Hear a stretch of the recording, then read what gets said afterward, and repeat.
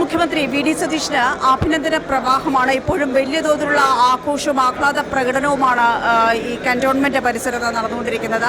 വൈകുന്നേരത്തിനുള്ളിൽ നിയമസഭാ കക്ഷി നേതാക്കളുടെ യോഗത്തിന് ശേഷം MLA-മാരുടെ യോഗത്തിന് ശേഷം തീരുമാനങ്ങളിലേക്ക് കടക്കുമെങ്കിൽ പോലും ഇപ്പോൾ തന്നെ വലിയ തോതിൽ ഇവിടേക്ക് നേതാക്കൾ ഒഴുകിയെത്തുന്നുണ്ട്. VT ബൽറാം, ഷാനിമോൾ ഉസ്മാൻ തുടങ്ങിയ നേതാക്കൾ ഇപ്പോൾ ഉള്ളിൽ ഉണ്ട്. അവർ വി ഡി സതീശനുമായി കൂടിക്കാഴ്ച നടത്തുകയാണ്. കൂടുതൽ KPCC-യിലും പരിസര പ്രദേശത്തും ഒക്കെ തന്നെ വലിയ തോതിൽ ആഘോഷങ്ങളുടെ ഒരു അന്തരീക്ഷമാണ് നിലവിലുള്ളത്. 11 ദിവസത്തെ കാത്തിരിപ്പിന് ശേഷമാണ് ഈ പ്രഖ്യാപനം വരുന്നത് എന്ന് പറയുമ്പോൾ ഇപ്പോൾ നമുക്ക് പ്രവർത്തകരോടും അണികളോടും ഒക്കെ തന്നെ ചോദിച്ചു നോക്കാം, എങ്ങനെ കാണുന്നു ഇപ്പോഴത്തെ തീരുമാനത്തെ എന്ന്. എങ്ങനെയാണ് ഇപ്പോഴത്തെ തീരുമാനത്തെ എങ്ങനെ കാണുന്നു? സ്വാഗതം ചെയ്യുന്നില്ല, എങ്ങനെയാണ്? ഓൾ ഇന്ത്യ കോൺഗ്രസ് കമ്മിറ്റി പല കാര്യങ്ങൾ കൺസിഡർ ചെയ്താണ് ഇങ്ങനൊരു തീരുമാനത്തിലെത്തിയിട്ടുള്ളത്.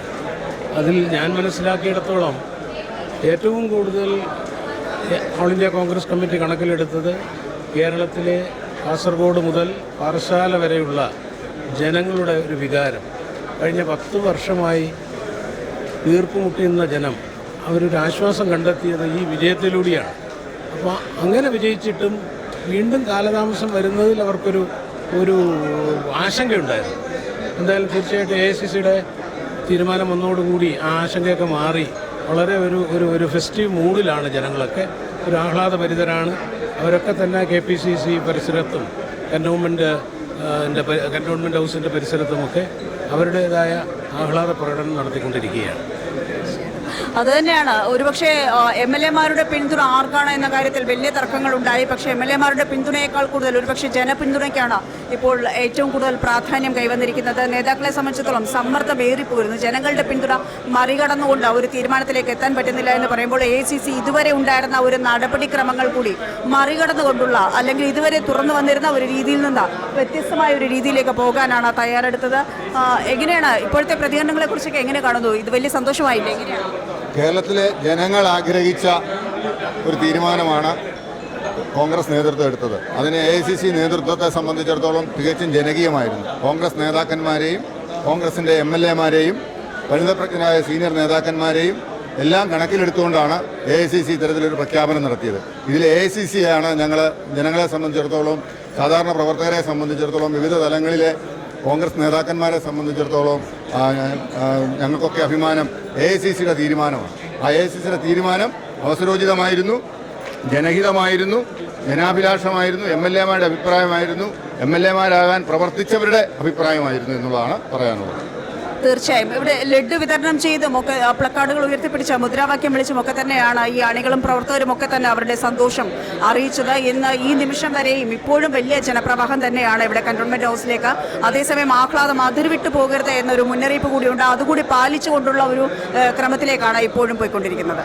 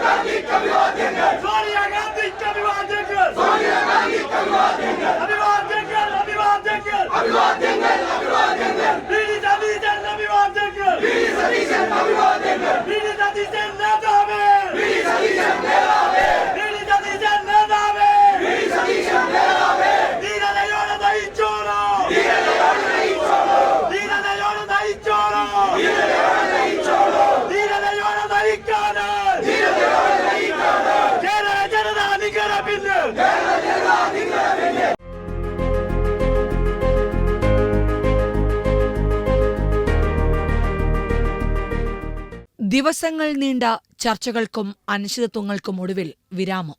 പ്രതിപക്ഷ നേതാവായ വി ഡി സതീശൻ ഇനി കേരളത്തെ നയിക്കും. നിയമസഭാ തെരഞ്ഞെടുപ്പിൽ UDF നേടിയ വൻ വിജയത്തിന് പിന്നാലെ മുഖ്യമന്ത്രി സ്ഥാനത്തെ ചുറ്റിപ്പറ്റി നടന്ന ചർച്ചകൾക്കും നേതൃത്വ തർക്കങ്ങൾക്കും ഒടുവിലാണ് ഹൈക്കമാൻഡിന്റെ അന്തിമ തീരുമാനം. തെരഞ്ഞെടുപ്പ് ഫലത്തിന് പിന്നാലെ ആരാണ് മുഖ്യമന്ത്രി എന്ന ചോദ്യമാണ് കേരള രാഷ്ട്രീയത്തിലെ പ്രധാന ചർച്ചയായിരുന്നത്. 11 ദിവസത്തെ അനിശ്ചിതത്വങ്ങൾക്കൊടുവിൽ ചർച്ചകൾക്ക് വിരാമമിട്ട് ഹൈക്കമാൻഡ് സതീശന്റെ പേരിൽ മുദ്രവച്ചു. KC വേണുഗോപാൽ, രമേശ് ചെന്നിത്തല എന്നിവരുടെ പേരുകളും അവസാനഘട്ട ചർച്ചകളിൽ സജീവമായിരുന്നെങ്കിലും തെരഞ്ഞെടുപ്പിൽ UDFന്റെ മുഖമായി മുന്നിൽ നിന്നതും LDFനെതിരെ ശക്തമായ പ്രചാരണം നയിച്ചതുമാണ് സതീശന് അനുകൂലമായ പ്രധാന ഘടകങ്ങൾ. മുഖ്യമന്ത്രി പ്രഖ്യാപനത്തിന് പിന്നാലെ തലസ്ഥാനത്തടക്കമുള്ള വിവിധ ഭാഗങ്ങളിൽ കോൺഗ്രസ് പ്രവർത്തകർ ആഘോഷം ഗംഭീരമാക്കി. തെരഞ്ഞെടുപ്പിനേക്കാൾ വലിയ കടമ്പകൾ കടന്നാണ് മുഖ്യമന്ത്രി കസേരയിൽ വി ഡി സതീശൻ എത്തിയിരിക്കുന്നത്. 10 വർഷത്തെ ഇടതുഭരണത്തിന് വിരാമമിട്ട് കേരളം ആരുടെ കൈകളിൽ ഏൽപ്പിക്കുമെന്ന ചോദ്യത്തിന് കക്ഷി രാഷ്ട്രീയത്തിൽ നിന്നും മാറി നിൽക്കുന്നവരുൾപ്പെടെ ഉത്തരം കണ്ടത് വി ഡി സതീശനിലാണ്. അതാണ് യാഥാർത്ഥ്യമായത്.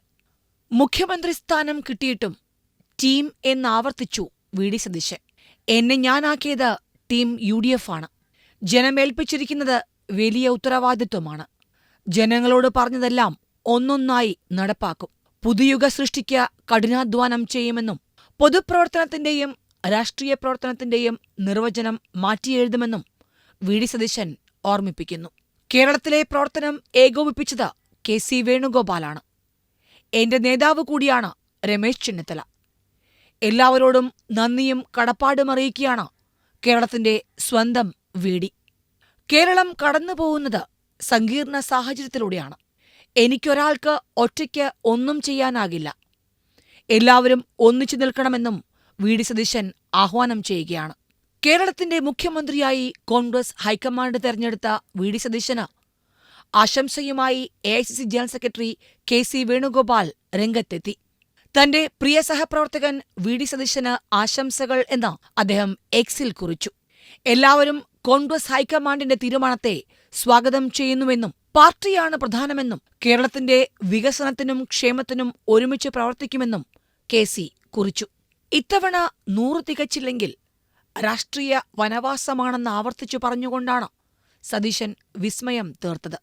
സതീശനൊഴികെ മറ്റു നേതാക്കളാരും 100 എന്ന മാന്ത്രിക സംഖ്യയിൽ വിശ്വാസമർപ്പിച്ചിരുന്നില്ല. ഫലം പുറത്തുവന്നപ്പോൾ കേരളമാകെ UDF തരംഗം. 102-ലെത്തി നിൽക്കുന്ന രാഷ്ട്രീയ മുന്നേറ്റമാണ് നാട് കണ്ടത്. കോൺഗ്രസിനകത്തും പുറത്തും ജനഹിതമറിഞ്ഞ സമീപനങ്ങൾ കൊണ്ട് സതീശൻ നിലപാടുകളുടെ രാജകുമാരനായി. സ്ഥാനമാനങ്ങൾ നൽകിയ കേരള ജനതയ്ക്ക് ഹൃദയത്തിൽ നിന്ന് നന്ദി പറയുകയാണ് വി ഡി. എല്ലാവർക്കും നന്ദി. എന്നെ ഞാനാക്കിയത് ടീം UDF. പുതുയുഗ സൃഷ്ടിക്ക് കഠിനാധ്വാനം ചെയ്യും. ഈ വാക്കുകൾ നിറവേറ്റുമെന്ന് കേരള ജനതയ്ക്കറിയാം. കേരളത്തിന്റെ മുഖ്യമന്ത്രിക്ക് ആശംസകൾ.